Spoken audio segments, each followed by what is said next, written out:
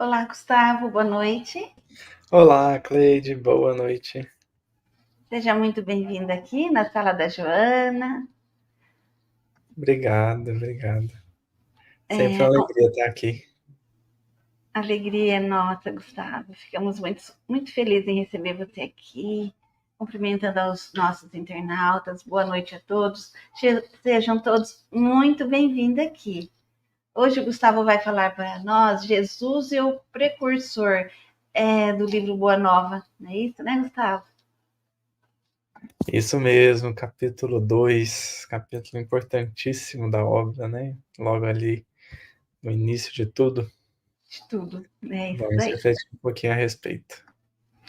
E para dar início, na palestra de hoje eu vou fazer uma prece.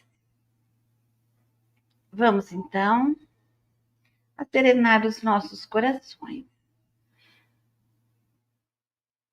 Ah, Senhor, a serenando os nossos corações, vamos mentalizar aqui a nossa Mãe Santíssima, nossa amada Mãe bendita. Somos todos filhos errantes, andarilhos, passageiros, peregrinos limitados na carne e no sangue. Vez ou outra, por invigilância nossa, perdemos-nos num mar infinito de dor, de lágrimas, indo e vindo, de lá para cá, sem rumo, sem direção. Pedimos, amada, envolva-nos em tua proteção. Incentiva-nos os passos, direcione a nossa vida, pois somos espíritos desejosos de crescer e evoluir, mas ainda diminutos e falhos. Inspira-nos o pensamento. Indique-nos, Senhor, Senhora, o melhor caminho para chegar em teus braços. Ó Maria, doce mãe de todos nós, acolhe-nos em tua seara, cubra-nos com teu manto radiante de luz e de esplendor. Dai-nos forças diante das atribulações da vida, sabedoria nas escolhas, ternura na alma, confiança, coragem, esperança e fé. Ó Senhora, plenifica-nos de ti, abençoa-nos com teu olhar de afeto, adoça-nos os sentimentos, as intenções, alumia os nossos pensamentos, os nossos corações, a nossa existência. Sê conosco, agora e sempre.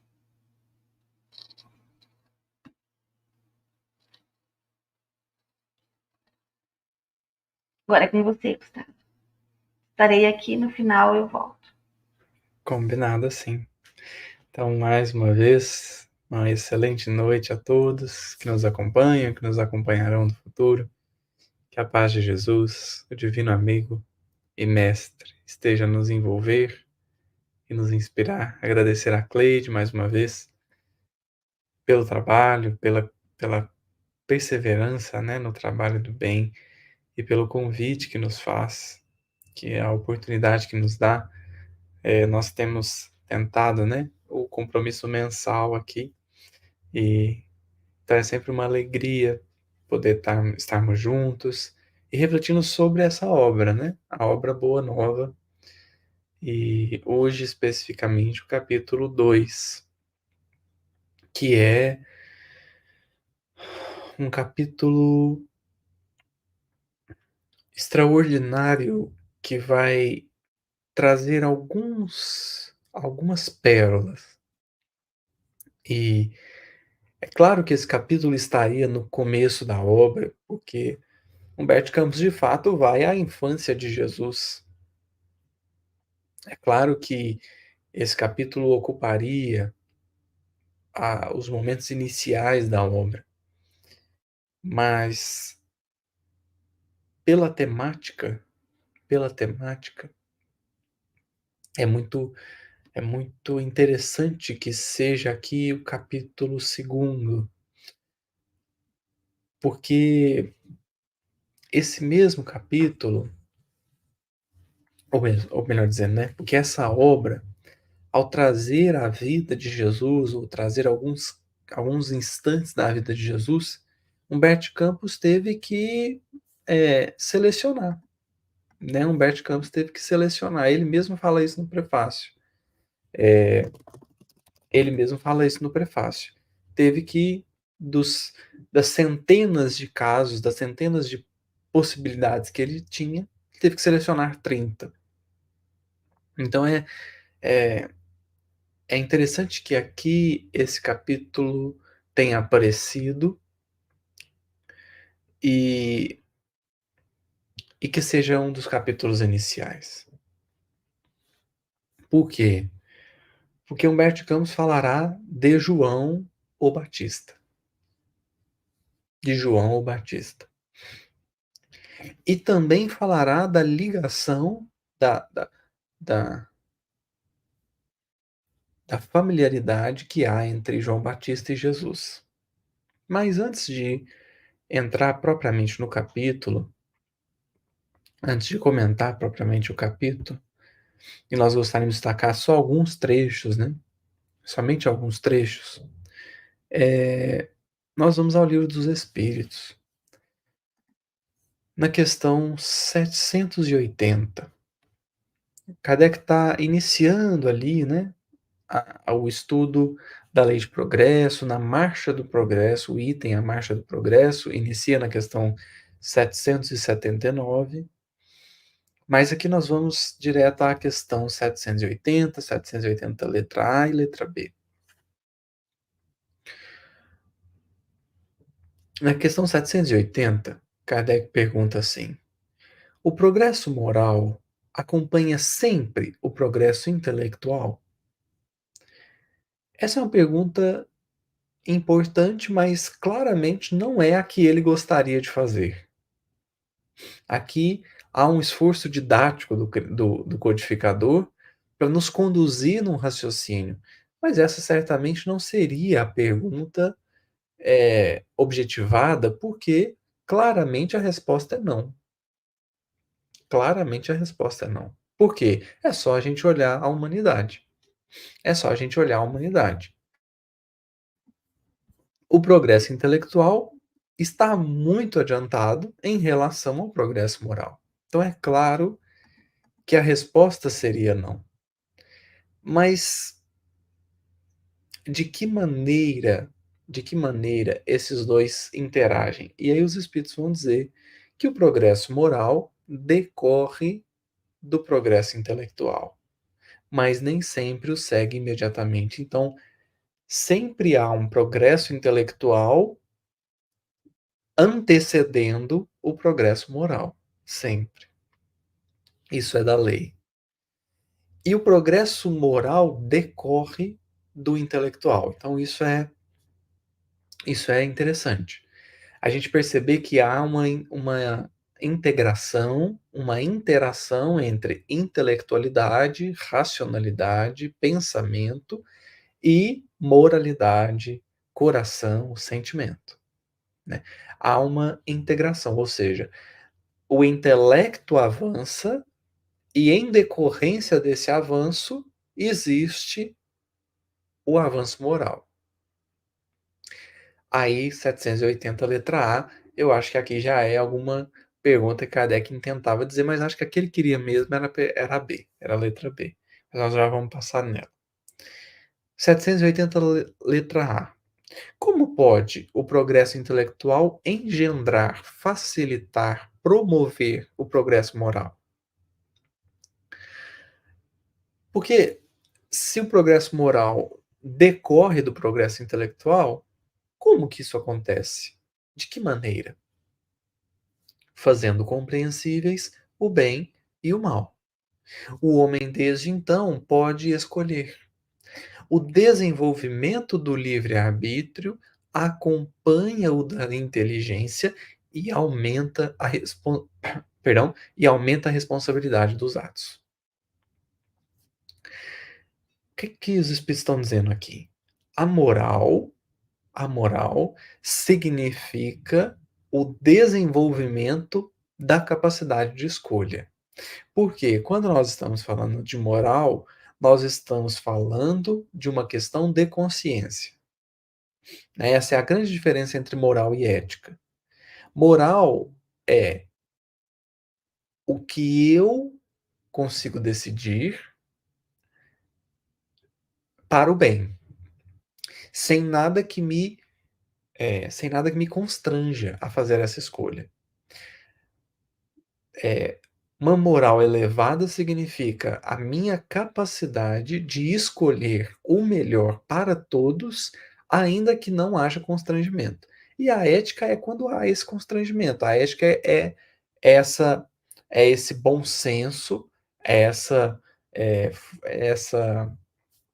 como se diz, é essa são esse conjunto de regras que tentam implementar o bem de todos, apesar das minhas escolhas, né? Então a ética, ela é algo exterior, que visa também o bem de todos, né? Dentro ali do que se compreende que seja esse bem, mas que se impõe à individualidade.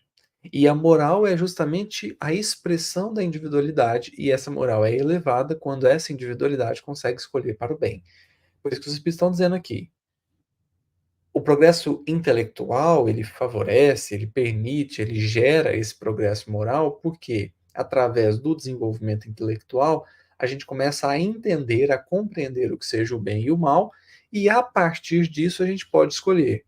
E aí depois os espíritos vão dizer, o desenvolvimento do livre-arbítrio, ou seja, esse progresso moral, acompanha o da inteligência e aumenta a responsabilidade dos atos.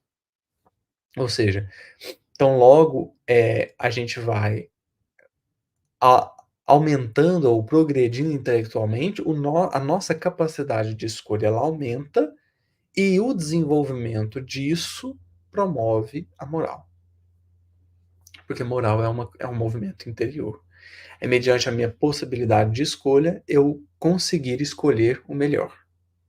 Aí Kardec faz a 780, letra B.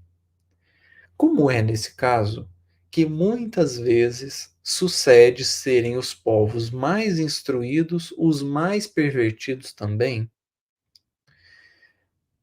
Ou seja, se o progresso intelectual promove o progresso moral, por que os povos mais inteligentes são os piores, moralmente falando? Aí os espíritos vão dizer assim: o progresso completo constitui o objetivo.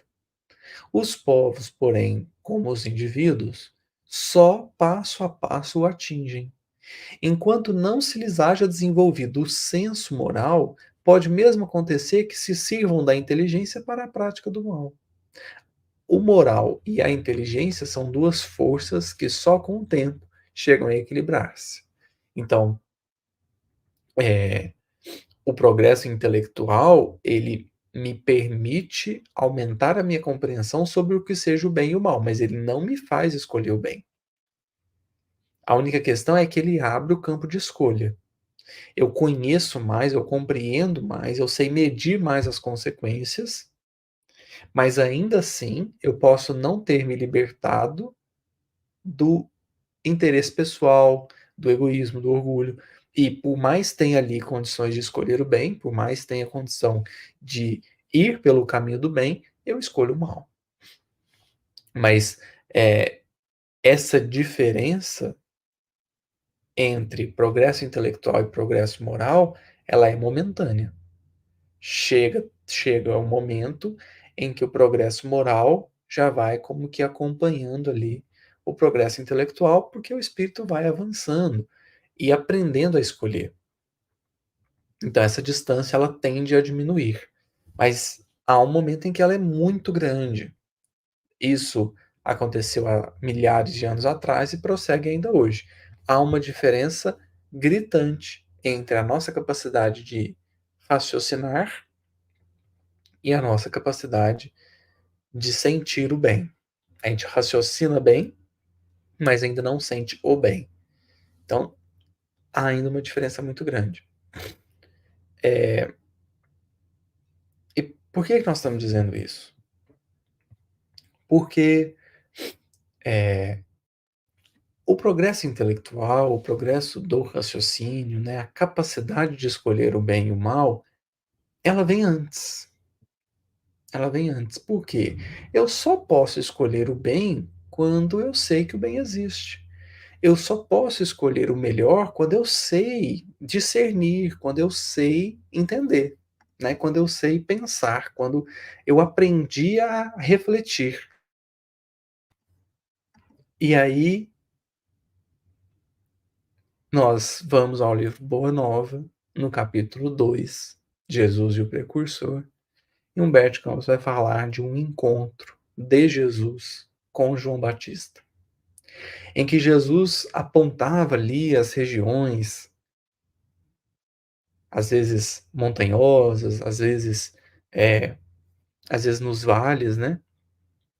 Jesus apontava, não se sabe o que Jesus e João Batista conversou, e, é, e Humberto Campos vai dizer assim: quem poderia saber qual a conversação que se travava entre os dois, né? Distanciados no tempo, devemos presumir que fosse na Terra a primeira combinação entre o amor e a verdade para a conquista do mundo. Ali, naquele simbólico encontro, né, de Jesus com João Batista, há o primeiro encontro da verdade e do amor. Como dizer que a intelectualidade encontrou a moralidade. Ao primeiro encontro, primeiro momento em que os dois se encontram, simbolicamente falando. Mas aí Jesus vai dizer algo profético até, mas que simbolicamente João Batista representando esse avanço intelectual, não que Jesus não fosse, né? Porque o verdadeiro avanço é o moral, mas João Batista representando esse progresso intelectual que vem à frente, Jesus, ao ser questionado por Isabel, né, aqui neste capítulo, Jesus é questionado por Isabel, que pergunta a Maria, né, assim, Jesus não pode vir? Jesus não pode vir com a gente, partilhar ali, né, da convivência, ficar um pouco mais com João Batista? Não era João Batista ainda, né? Que Batista é o que ele começou a fazer, né, o batismo, enfim, era somente João. Aí Isabel pergunta se Jesus não queria vir. Aí Jesus fala profeticamente: João partirá primeiro. Essa é uma fala profunda, porque é uma profecia não só do ponto de vista que João Batista realmente desencarnou primeiro, né? De que João Batista realmente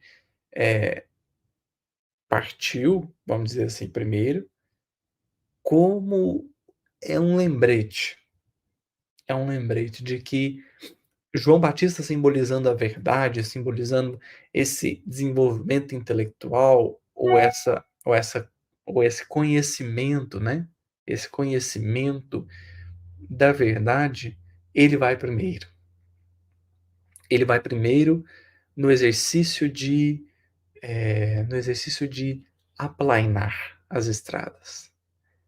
Como dizer que há esse desenvolvimento moral, há esse desenvolvimento intelectual para aplanar as estradas, para eliminar os obstáculos, de modo então que o progresso intelectual, o progresso moral, perdão, possa se fazer, possa se fazer, possa se desdobrar, né? Possa se desdobrar. E Humberto Campos vai dizer isso, né? João de fato partiu primeiro, a fim de executar as operações iniciais para a grandiosa conquista. É, como é isso, né? João, ele parte primeiro, ele vai primeiro para convocar as pessoas ao arrependimento, para anunciar que está próximo o tempo, né? O próximo tempo que as profecias se completassem, está próximo o tempo para que tudo aquilo que o povo hebreu esperava de fato acontecesse. E é curiosíssimo, porque então João Batista, ele é o último profeta, né, vamos dizer assim.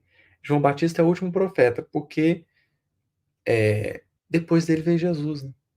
E depois de Jesus nós não tivemos grandes profetas, ou pelo menos é, não tivemos mais necessidade de grandes profetas. Até houve, né, outros profetas, mas não que marcassem a história do ponto de vista das revelações divinas, uma vez que nós entendemos Moisés, Jesus e a doutrina espírita como as três revelações, né? Outras filosofias, outras religiões talvez entenderão de forma diversa, mas a gente entende que João Batista é o último grande profeta, né? O último que veio como que abrir espaço para que a moral, o amor se estabelecesse de uma vez por todas na Terra, a ponto de Meimei escrever uma mensagem belíssima dizendo que Jesus renovou o mundo com migalhas de amor. Ela usa o verbo no passado. Jesus renovou o mundo. É como dizer que Jesus já trouxe tudo que o mundo precisaria. Jesus já trouxe tudo que nós, enquanto criaturas em evolução, de fato precisaríamos para o nosso desenvolvimento. E aí, então acontece a situação,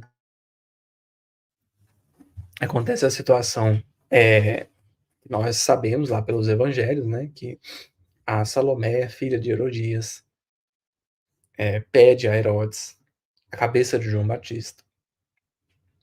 E João Batista é de fato decapitado.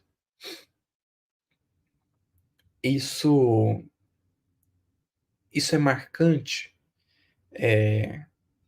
Isso é marcante porque, vamos dizer assim, há um momento em que João Batista, é difícil falar isso, né? Mas João Batista questiona, ou pede aos discípulos que questionem Jesus, pouco antes de desencarnar, pouco antes de encerrar a sua tarefa na Terra. És tu o Messias que havia de vir, ou devemos esperar outro? E aí, naquele momento, Jesus cumpre mais uma profecia de Isaías, né, à frente dos discípulos, na frente dos discípulos, ele cumpre a profecia de Isaías e manda que esses mesmos discípulos que trouxeram a questão de João Batista, porque João Batista já estava preso, que levassem então a João a informação do que eles viam. E ali então, João Batista como que tem a confirmação para que pudesse acalmar o seu coração. Jesus era de fato o Messias que havia de vir. A profecia que Jesus cumpre é a cura, né? Jesus cura uma multidão, e aí ele diz, né? Ide anunciai a João o que vistes. Os cegos veem, os surdos ouvem, os leprosos são limpos, os coxos andam, os mortos são ressuscitados, e aos pobres é anunciado o reino de Deus. Isso completa a profecia de Isaías, então, dando ali a confirmação de que Jesus era e é o Messias prometido, né? E aí, dentro disso que nós estamos construindo, é, fica interessante, porque esse capítulo, ao trazer a imagem de João Batista como a verdade, é muito significativo, porque a verdade é precursora do amor. A verdade é precursora da moral. Ou seja, a verdade tem uma finalidade maior. ela não vem por si, ela vem para abrir caminhos de desenvolvimento moral para a expressão do amor. Isso é significativo, porque a gente começa a perceber que desenvolvimento intelectual não ocorre pelo desenvolvimento intelectual. Isso não é um fim em si mesmo. De modo que, se temos condições de melhor raciocinar, de melhor refletir, de mais compreender, é porque existe uma finalidade maior nisso. Existe um propósito maior nisso. João Batista é o precursor. E aí chega um momento em que esse mesmo João Batista diz assim, no início do Evangelho de João, né? É preciso que eu diminua e ele cresça. É preciso que eu diminua e ele cresça. Isso demonstra, portanto, que chega o tempo em que o nosso intelecto ele deixa de ter o papel principal para que haja o papel principal do sentimento. O intelecto ele vem para permitir as expressões do sentimento, mas quem há de governar verdadeiramente, tão logo tenha condições para isso, é o sentimento, é o amor. Lázaro, na mensagem A Lei de Amor, do Evangelho segundo o Espiritismo, vai dizer assim, no início, o homem não tem senão instintos, mais avançado e corrompido tem sensações, mais adiantado e moralizado tem sentimentos, e o ponto alto do sentimento é o amor. Perdão, antes ele define sentimento, né? E os sentimentos são os instintos elevados à altura do progresso realizado. E o ponto alto do sentimento é o amor. Ou seja, há todo um momento ali inicial de desenvolvimento em que a criatura é guiada pelo seu intelecto, pela sua razão, com a finalidade de trabalhar o desenvolvimento moral. Para que, tão logo esse desenvolvimento moral alcance maturidade, ele então seja suficiente para guiar a criatura, não que nós abandonaremos o intelecto, mas porque a parte moral já terá sabedoria suficiente para caminhar. Como que haverá uma integração, né, maior, que é o que Jesus representa no final das contas. Mas é muito interessante essa simbologia de João Batista como a verdade, porque chega um momento em que ele cessa, para que o amor possa falar mais alto. Por que nós estamos dizendo que isso é interessante? Porque na nossa vida, quem deseja entender tudo para depois fazer, muitas vezes fica paralisado. Porque não consegue entender e não deixa o sentimento guiar. Não deixa o sentimento falar. Não deixa o sentimento apontar a direção. Porque não consegue racionalizar. Não consegue racionalizar, ele não consegue agir. Porque não consegue abarcar tudo com o seu intelecto, ele então paralisa. Mas aqui há um momento em que João Batista cessa a sua ação para que o amor fale. Para que o amor fale. Porque, como Silas vai dizer, né, para André Luiz no livro Ação e Reação, os que amam governam a vida. Ou seja, o grande governo da vida se dá pelo amor. E então, esse conflito que há entre intelecto, entre razão e sentimento, na verdade, ele só existe quando a gente quer sobrepor a razão ao sentimento. Só existe quando a gente quer sobrepor a razão ao sentimento. Quando a razão é utilizada para viabilizar o sentimento, aí a gente consegue a aliança dos dois. Que é o que aconteceu aqui.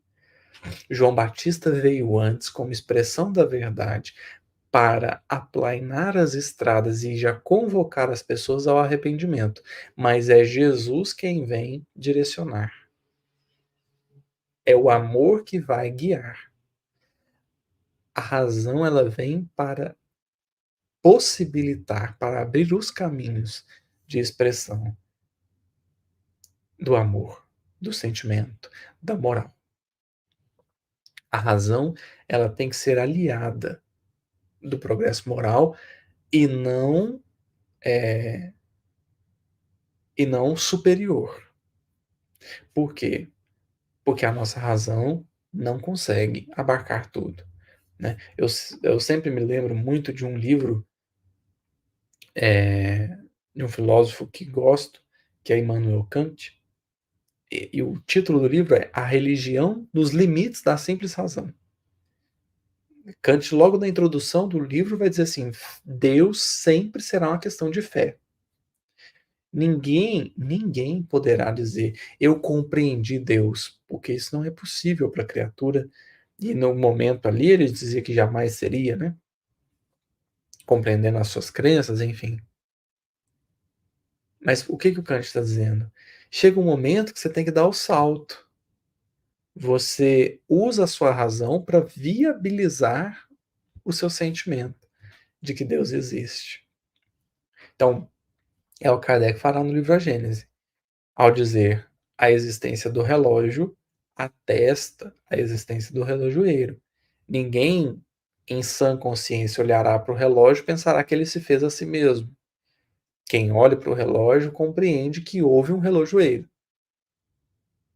Então, a nossa razão vem para viabilizar o sentimento.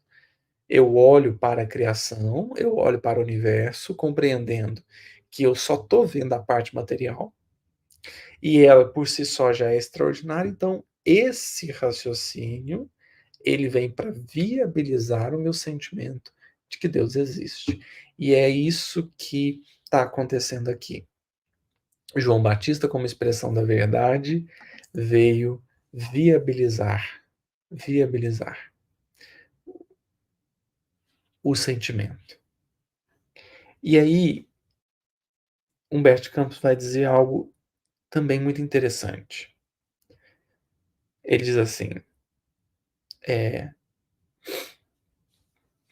João era a verdade, e a verdade, na sua tarefa de aperfeiçoamento, dilacera e magoa, deixando-se levar aos sacrifícios extremos. Como a dor, prossegue o Humberto Campos, né? Como a dor que precede as poderosas manifestações da luz no íntimo dos corações, ela recebe o bloco de mármore bruto e lhe trabalha as asperezas para que a obra do amor surja em sua pureza divina. Ou seja, o que Humberto Campos está trazendo? Que a verdade, ela vem como esse trator a preparar o solo para receber a semente. Solo que muitas vezes está pedregoso, está espinhento, como a parábola do semeador, e a verdade vem para limpar esse solo e transformá-lo em terra boa. A verdade vem de uma maneira firme, porque ela não se torna mentira porque algumas pessoas querem, né?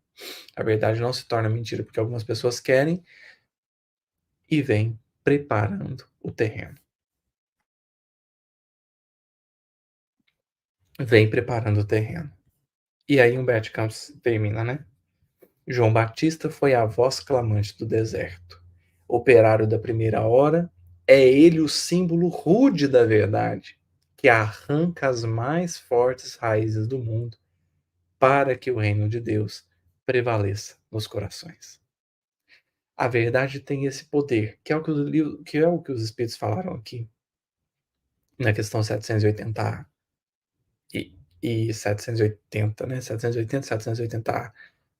O conhecimento intelectual, o progresso intelectual, ele vem para abrir campo, para que o progresso moral se efetue.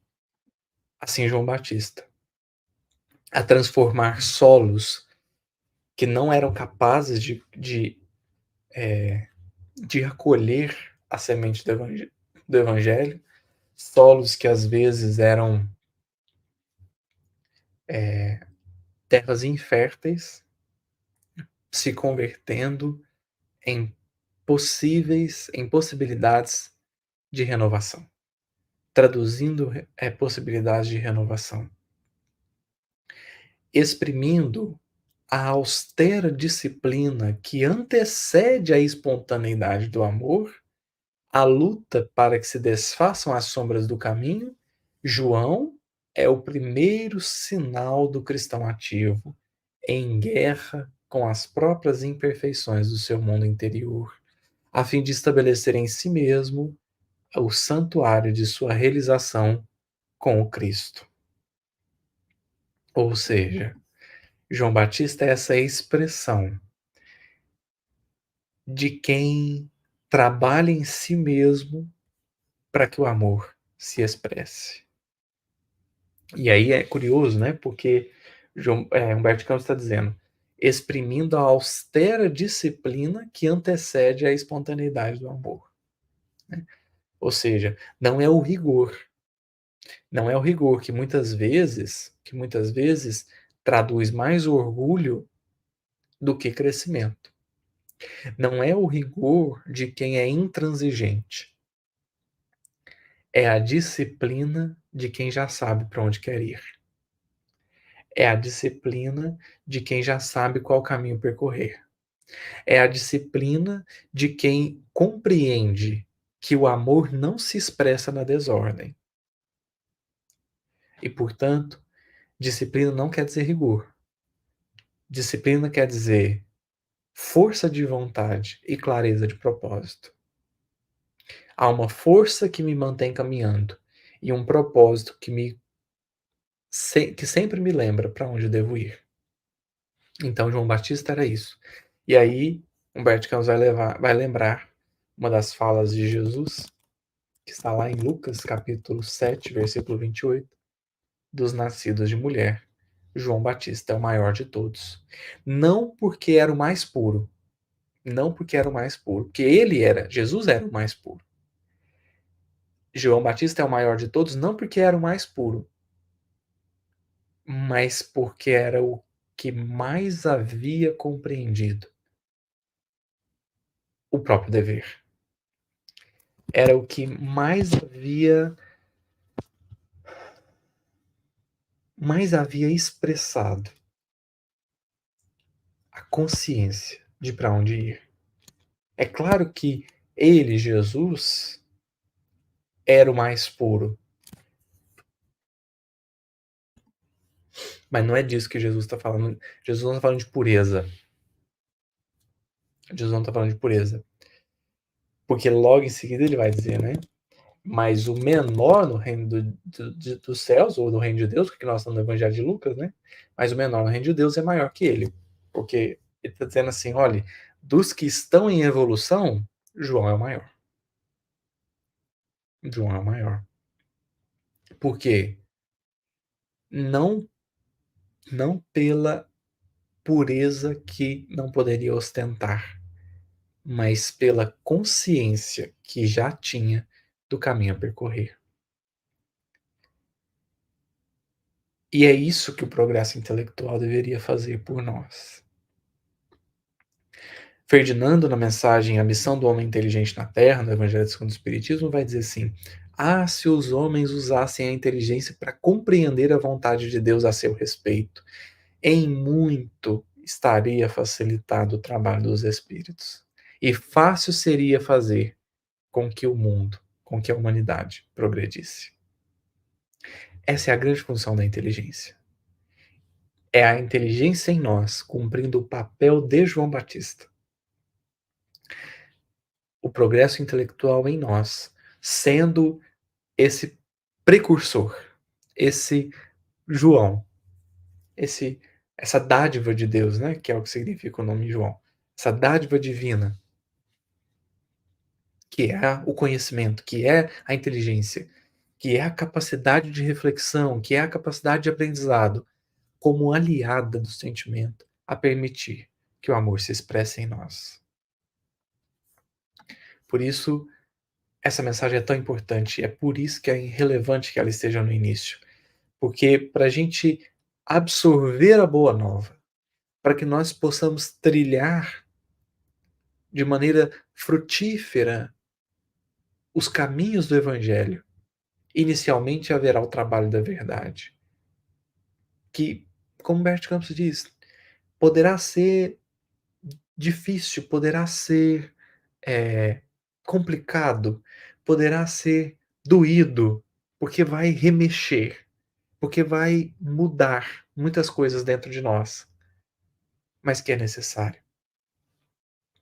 Que é necessário para preparar os solos dos nossos corações para receber as sementes, que é justamente o Evangelho de Deus, né? Que é a Boa Nova. Por isso, achamos interessante que Humberto Campos tenha escolhido essa passagem. Tenha escolhido falar de João Batista logo no início do livro. Porque a verdade virá, arrebatando-nos os corações, demonstrando que o nosso orgulho jamais, jamais será um guia seguro. Que é através do conhecimento da verdade, que traduz e suporta, que traduz e fortalece a humildade, é que o amor poderá se expressar em nós. É que esse Cristo poderá ressurgir dentro de nós a nos guiar verdadeiramente na estrada do bem. Esse é João Batista. Esse é o progresso que se realiza dentro de nós.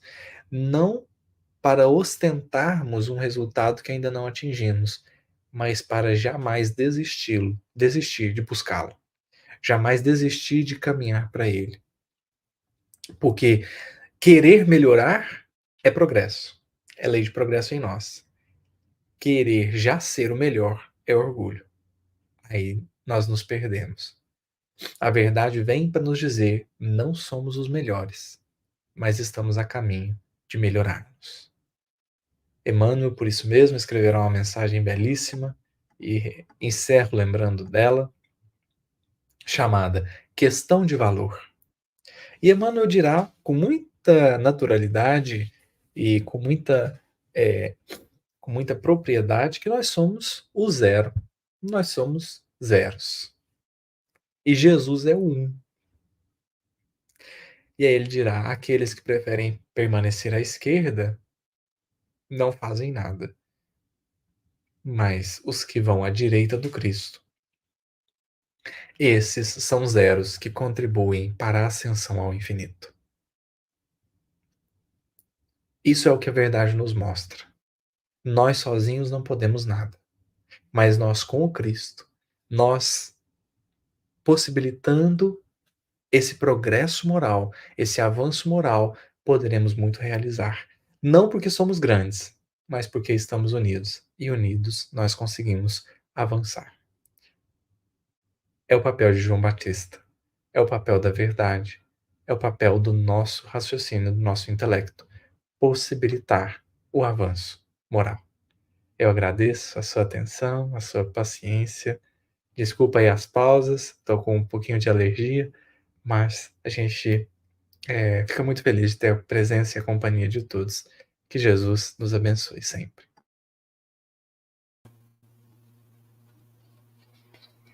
Gustavo, nossa, como que a gente se sente pequeno, né? Diante. Não é? Meu Deus do céu, quanto tempo vai levar para a gente? Quantas reencarnações ainda? É interessante pensar isso, né? Assim, por certo ainda levará bastante tempo, mas ninguém foi chamado a entregar a obra pronta. Nós fomos chamados a esforçarmos para construí-la, né? E essa é a grande tarefa, né, que nos compete a todos. Ainda bem que a gente já está se cobrando, né? Sim, já é o sinal, né? Já é o que os Espíritos falaram, né? O conhecimento do bem e do mal já é um progresso, né? Quando a gente já sabe diferenciar uma coisa da outra, porque então já é mais uma possibilidade de fazer uma escolha melhor, né? Quando eu já sei, assim, mais ou menos ali, o que que é bom, o que que não é, o que que de fato interessa para o espírito, né? O que que é o melhor para o espírito, isso já é um progresso, então já me possibilita fazer escolhas mais acertadas, né? E aí, quando o desafio vem, é que eu vou, de fato, provar se consigo fazer a escolha ou não. E assim vai, né? Uma escola, né? Vai passando, vai reprovando, vai fazendo de novo, e até subir os degrauzinhos.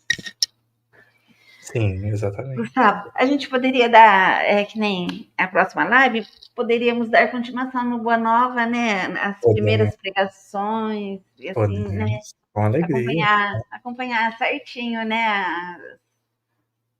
Os temas certinho do livro, né? Em É, sequência. não, vai ser muito bom, muito bom. Esse livro é uma bênção. Então tá bom. Então, nós te agradecemos muito aqui, né? Pelos ensinos de hoje. E eu peço para você fazer a prece final para nós, pode ser? Pode sim. Vamos lá. Despedir dos nossos internautas.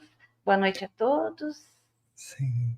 Obrigado pela presença dos que estão agora e dos que estarão, né, no futuro, Estarão depois? Isso. depois, né? É. Mas vamos lá. Vamos orar.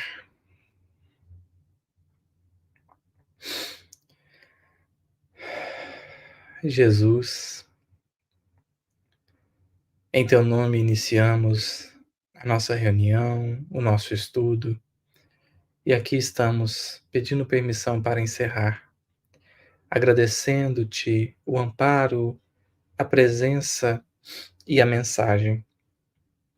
Sabemos, Jesus, das nossas falhas, das nossas quedas, mas igualmente conhecemos agora a tua misericórdia, conhecemos o teu amparo, conhecemos a tua mensagem de amor e redenção, e vibra em nossas almas o desejo de fazer melhor, de escolher melhor.